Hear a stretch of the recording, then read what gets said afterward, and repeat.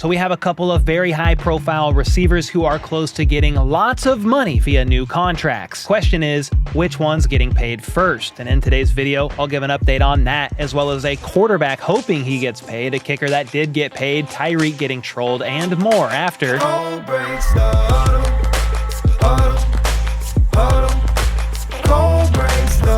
All right, first up, Deebo Samuel was asked by Kay Adams if he thinks the 49ers could win a Super Bowl without Brandon Aiyuk on the team, and Deebo actually made it sound like Aiyuk maybe could possibly be staying around this year. Can this team win a Super Bowl without Brandon Aiyuk?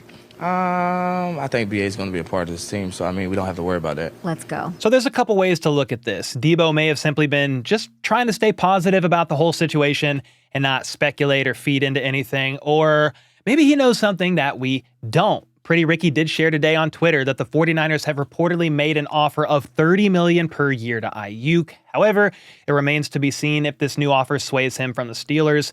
I guess one question is, how much money did the Steelers offer him? Because $30 million per year for Brandon Aiyuk sounds pretty good to me. Part of me wonders if all along Aiyuk was playing chess here and getting other teams involved simply to raise up his value. And if that's the case, it clearly worked. I mean, if they did indeed offer him a contract of $30 million APY, that's a big old W. 49ers GM John Lynch spoke in a radio interview today saying that it's been a frustrating process, yet the communication has still been really good with Aiyuk and his agent.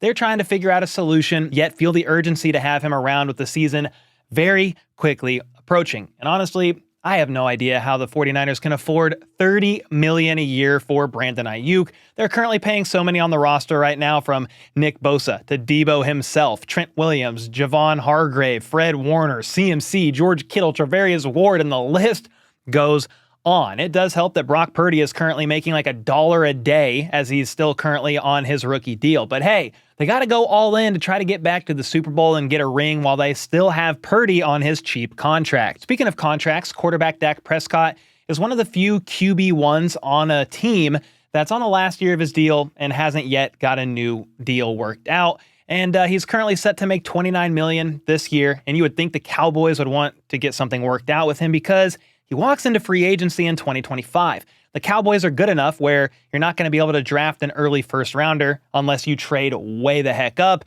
And Dak has shown that he's good enough to continue to be their franchise QB, although I get it, he hasn't gotten it done when it matters most in the playoffs. That is one of my knocks on him, but still, Dallas would be wise to pay him, and it at least seems like things are trending that way, I think. When asked about his contract situation this week, Dak said, "I'm not putting that much thought into hoping it gets done now, into hoping it gets done in a couple of weeks, during the season, or whenever it happens. I just know conversations are on the right way." Well, okay then. Both sides, I guess, have exchanged proposals, with Dak saying there's a lot of good things going on in there, and he seems confident a deal will get worked out.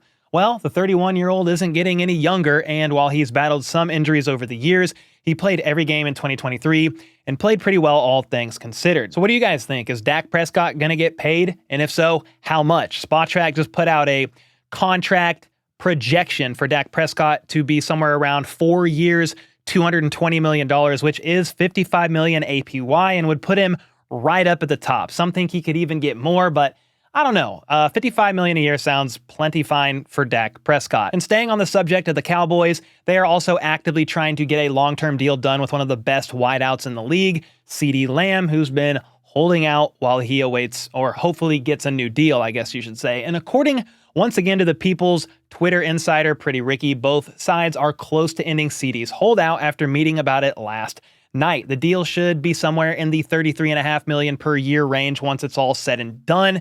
The question I have is, out of all this, because CeeDee is well worth that $33.5 million per year, who's going to get a deal done first? Brandon Aiyuk or CeeDee Lamb? Regardless, someone's getting paid very, very soon. I feel it in my bones. Next up, after sharing about Colin Kaepernick in Wednesday's video and him wanting to return to the NFL, a more realistic path he has to get back to the NFL was going to be via Chargers head coach Jim Harbaugh, due to their history working together over the years.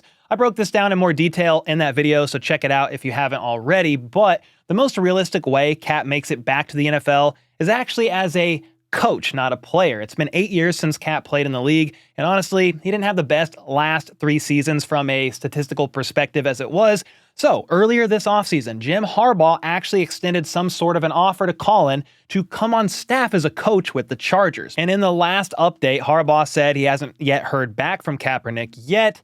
The newest update is yesterday after the team's practice on Thursday.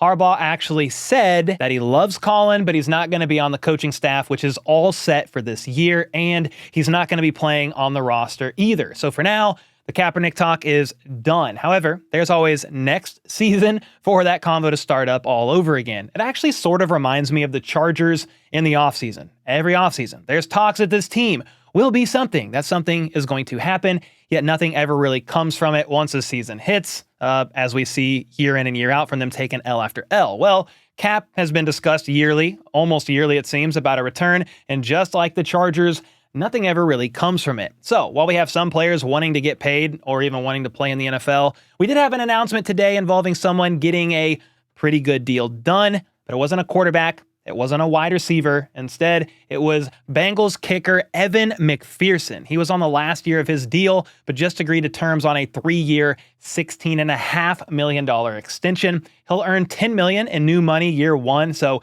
that's actually the highest ever for a 3-year kicker extension. Congrats to him for that.